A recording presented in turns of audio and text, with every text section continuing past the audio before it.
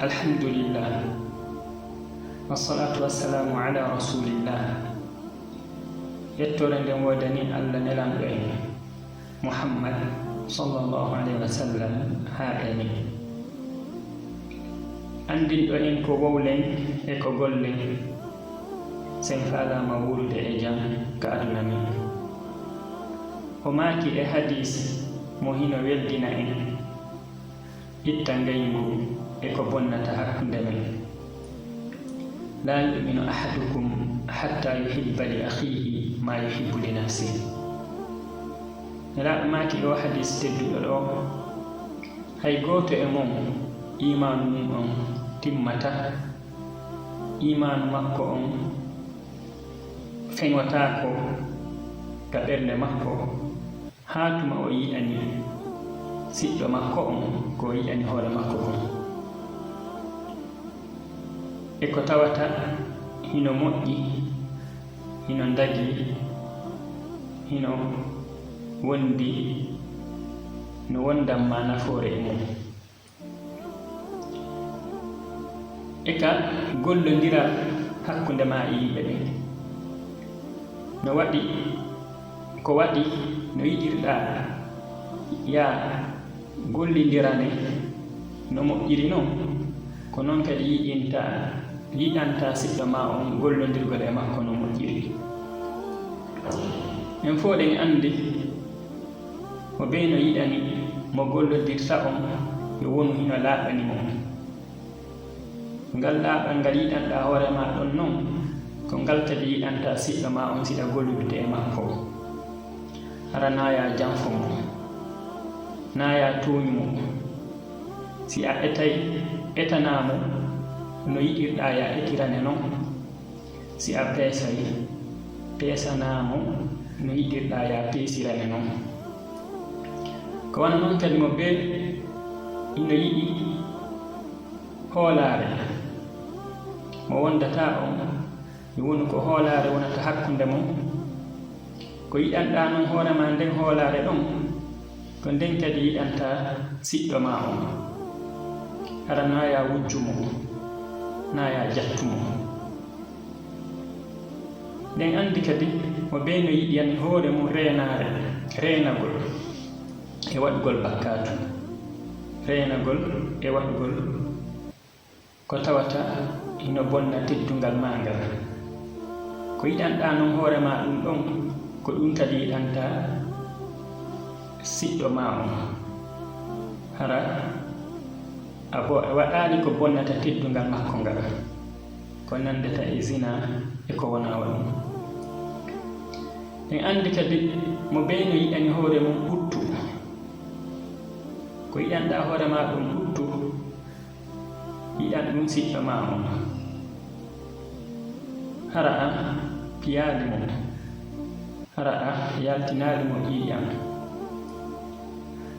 Sabu mo ɓe no yiɗani hoore mum, yiɗana hoore mum sonja.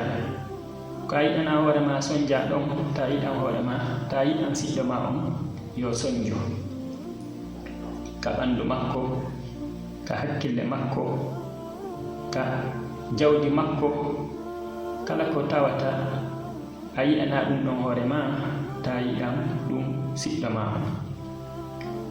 Sen ari ka bangal woɗidiranal, ko wolanta siɗɗo ma on kadi yo wonu koko moƴƴi, yo wonu ko yiɗuɗa ya wolane kon, ko ɗum kadi wolanta siɗɗo ma on.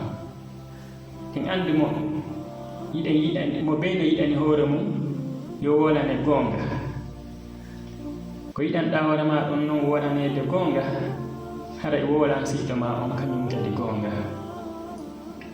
Ko yiɗanɗa hoore ma ɗon du'a e du'anede, yiɗan ɗum kadi siɗɗo ma on, hara a huɗani mo, yiɗanamo heɓugol barki e du'a harana kuddi.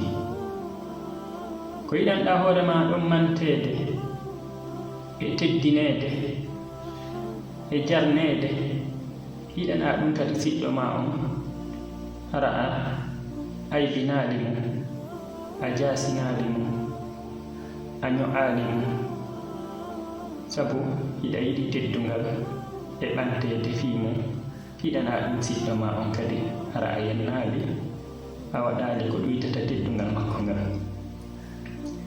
en anndi kadi mo ɓen no yiɗani hoore mum yelanede ko moƴƴi sikkiteede ko moƴƴi haray ko wona noon kadi yelano siɗɗo ma on ko moƴƴi hara a sikkitaaki mo ko boni hara a haasaaki mo hara a monanaaki mo hara a ngayndu wonaade hakkunde mo sabu hiɗa yiɗani hoore ma ko tawata nayi goɗɗo yelanoma ko boni.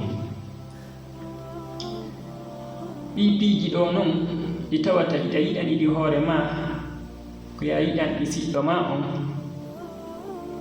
wallitoɗamo kadi no yiɗi no hewtira ɗin ɓiiji ɗi yiɗuɗa ɗon yiɗanɗa ɗi hoore ma yiɗanɗamo wallitoɗamo e makko wallitoɗamo no hewtira ɗi. si en waɗino ɗum ɗo feere ala en wuureno jam e ɓuttuka aduna. no woodi noon ɓiiji goɗɗi goo kadi ɗi yiɗata hara ko bonɗi hara nafoore ma ala e majji hara ko harmuɗi ɗin ɗon ta yiɗan ɗi siɗɗo ma on ko annduɗa ɗon hunde nde yiɗɗa nden na moƴƴere ta yiɗande siɗɗo ma on ta wallitumo kadi e no hewtira nden hunde nde yiɗɗa ɗon hara ko bonde sabu no woodi woɓɓe no yiɗi waɗugol bakkatu no yiɗi woppugol Allah ɗin ɗon noon ta yiɗan ɗi siɗɗo ma on a yamiraka ɗin ɗon no ɗin ɗon yo haddu e ma hara a yawtinaɗi e siɗɗo ma on a yelanaki mo ɗi a wallitaki mo kankadi o yeddira Allah. tammum ɗum no woodi piiji kadi ɗi yiɗata kono yaltitanoyama hara nano faaliraɗano si tawi ɗum ɗon waɗi ko ɗum ɓeyni ko ya wallitoro al istikhara woni suɓinagol Allah e hunde nde yiɗuɗa ɗon nden suɓinaɗamo ha o suɓanama ko moƴƴanma kon ko waɗi no iɗa waawi ma a yehi goɗɗo no yiɗa ɗo jombugol kaarijo ma yahugol e nokkure ma waɗugol hunde kono si o waɗi ɗum yaltitanoyamo na ko o faalano kon si ɗum ɗon no woni haray koye a muñño konta jarrabuye mo heɓuɗa on baraji mum ɗi ko Allah sabu Allah ko kanko woni alfa'alu lima yuridi waɗo ko ɗum ko o faala kon sabu ko o faala kon wonata na ko faalaɗa kon. Allah no daali wa asa an takrahu shay'an wa huwa khayrun lakum wa asa an tuhibbu shay'an wa huwa sharrun lakum wallahu ya'lamu wa antum la ta'lamun. ala inni no waawi wonde ko añoton hunde hara nden hunde nde añɗon ɗon moƴƴere mon nden ko ɗon woni a waawi kadi yiɗude hunde tawa nden hunde nde yiɗɗa ɗon ko bone yaltinoytama ko ɗum siko sakkitode Allah inni wallahu ya'lam Allah kañum no anndi an noon a annda sabu a annda ko wirni Allah noon no anndi ko waɗayta yeeso kon ko ɗum si wona ɗum ɗo waɗi ko ya wallitoro istikhara toroɗamo yo suɓanoma e hunde nde yiɗuɗa nde si tawi noon yaltitoyi kadi harana ɗum ko ya muñño konta jarrabuye mo heɓata ɗon on baraji mum ɗi yo jonniteɗi ñande darngal. musidɓe julɓe tedduɓe ko faala ɗen ko tori ɗen ɓaawo nde yewtere ɗo komo ɓeeyo windan en ka commentaire piiji tati ɗi tawata himo yiɗi ɗi hara mo añanni kadi siɗɗo ma ko on liddu majji. Piiji tati ɗi yiɗuɗa hara a yiɗana siɗɗo ma on liddu majji on. Exemple ka gollondiral la wi'a ɓaytum na yiɗani hoore an laaɓal haray mi janfatako siɗɗo an on.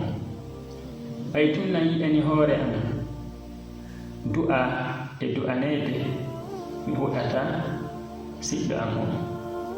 ɓaytum na yiɗani hoore an yelaneede ko moƴƴi mi yelantako siɗɗo an on ko boni ko nandi e ɗiɗo.